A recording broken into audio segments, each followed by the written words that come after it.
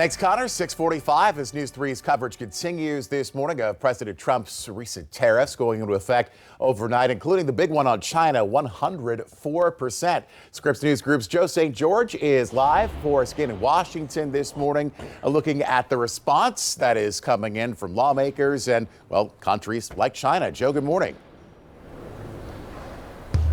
Well, good morning, Blaine. This is obviously in response to a few things, right? How did we get to 104%? Well, it started with fentanyl, if you may recall, several months back.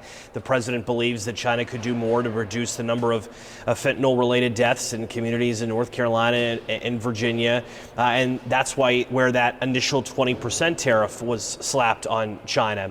And then there was what was supposed to be the reciprocal tariff. That's a big tariff, 34% on China, given the fact that the Trump administration believes that they have trade policies that harm American workers. It was initially supposed to be at that 54%, and that's when, well, the trade war came into effect, because China, vowing not to blink in this trade fight, they've accused the U.S. of blackmail here. They've retaliated with tariffs of their own. President Trump said at that point, well, fine, I'm going to hit you with even more tariffs, 50%. So you add 20% with fentanyl, 34%, I guess you would call it the regular tariff.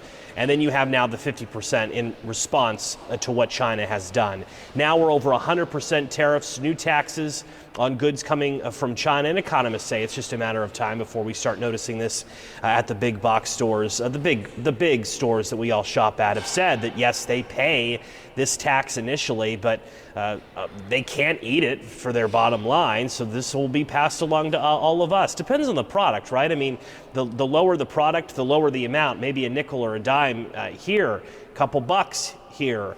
The bigger products from China, yeah, you could be paying hundreds of dollars more. What was significant overnight, Blaine, this wasn't just China. This is the most drastic change in global trade policy in 100 years.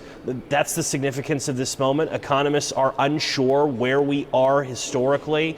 This could be up there on the pantheon of great economic events of our lifetime, Blaine, with the Great Recession and the pandemic. Or perhaps we'll get some deals announced. That's what we haven't had yet. I think that's what has surprised a lot of people, although President Trump on social media at the very least is certainly telling people about how many conversations he's been having. Yesterday he said, for instance, that a team from South Korea was en route to the United States. So we'll watch this throughout the day. Obviously the markets are going to react to all of this when the opening bell sounds in a few hours. Joe St. George, live for us in Washington. We'll check back in with you tomorrow morning. It is 6:48 on News 3.